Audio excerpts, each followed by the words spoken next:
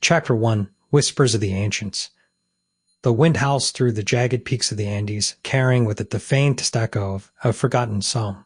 Below the snow-capped summits, where the air grows thin and the earth hums with secrets, a hidden world stirs. This is the realm of the Inca engineers, priests and warriors who dared to descend into the belly of the mountains, seeking knowledge that would shape the fate of their civilization.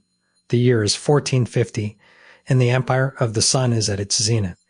Yet beneath the golden splendor of Cusco, whispers spread like smoke through the streets. Tales of caverns so vast they swallow entire armies, of tunnels that twist like serpents, leading to chambers where the walls breathe with the weight of centuries.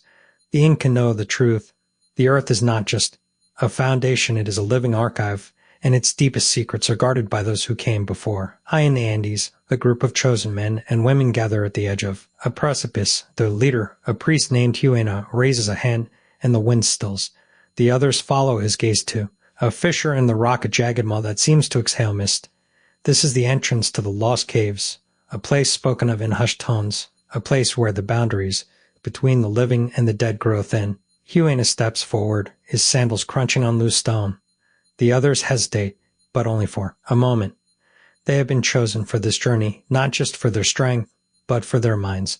The Inca do not fear the dark, they fear ignorance, and so, one by one, they descend into the abyss. The air grows colder, heavier. The flicker of their torches casts long, dancing shadows on the walls, revealing carvings that have not seen daylight in centuries. Figures of gods and ancestors, their eyes hollow, their hands outstretched as if reaching for something just beyond grasp. The carvings tell a story of a time when the world was young, when the gods walked among men, when the caves were not just shelters but temples. A sound echoes through the tunnels, a deep, resonant like the heartbeat of the earth itself. The explorers freeze, Huena's fingers tighten around his torch. The sound is not natural. It is deliberate. It is a warning. Then, from the darkness ahead, comes a whisper. Not in Quechua, not in any tongue they know. It is a language older than words, older than memory. A language of the earth, of stone, of the unseen forces that bind the world together. Huena exhales slowly. He has heard this whisper before in dreams, in the quiet moments before dawn. It is the voice of the ancestors, calling from the depths, and it is telling them they are not alone. The tunnel narrows, the ceiling pressing down like the weight of history. The air is thick with the scent of damp stone, and something else is something metallic like the taste of blood. The walls here are smooth, too smooth, as if carved by hands that knew no fatigue. The explorers move in silence now, their footsteps muffled by the earth itself. Then, without warning, the tunnel opens into a vast chamber. The torches flicker, their light swallowed by the immensity of the space. Stalactites hang like daggers from the ceiling, their tips glistening with moisture. The floor is a mosaic of stone, worn smooth by the passage of countless feet. And in the center of it all, a single object stands, a stone altar, its surface etched with symbols that seem to shift in the flickering light. Huena steps forward, his breath shallow.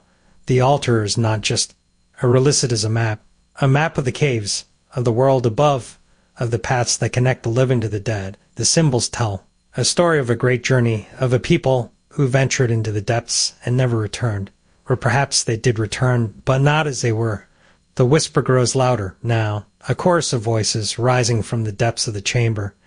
The explorers press closer together, their fear a tangible thing. Huena raises his hands, his voice steady despite the trembling in his limbs.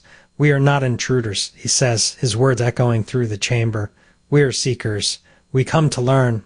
The whispers pause, as if considering. Then, from the shadows, a figure emerges, tall, cloaked in a garment woven from the threads of night, its face obscured by a mask of gold. The figure steps forward, and the explorers fall to their knees, their hearts pounding in their chests. This is no ordinary guardian. This is a being of the caves, a keeper of the ancient knowledge. And it has been waiting for them. The figure raises a hand, and the whispers fade into silence. The air grows still, the weight of centuries pressing down upon them. Then, in a voice that is both ancient and new, the figure speaks. "You have come," it says, "but the path ahead is not for the faint of heart. The caves do not give up their secrets easily. They demand sacrifice. They demand truth." Huena bows his head. He knows what is being asked of them. The Inca have always understood the cost of knowledge. And so, with a deep breath, he rises, his resolve unbroken. "We are ready," he says. The figure nods, and the chamber seems to exhale. The torches flare brighter, casting long shadows that dance across the walls. The explorers rise, their fear replaced by determination. They have taken the first step into the unknown, but the journey has only just begun. As they move deeper into the caves, the whispers return now, a chorus of voices from the past guiding them forward. The path ahead is dark, the challenge is great, but the Inca have never been afraid of the dark. They have been born from it. And now they will uncover its deepest secrets. The story of the lost caves is far from over. But for now, in the heart of the Andes, a new chapter begins. And with it, the whispers of the ancients grow louder, calling to those who dare to listen.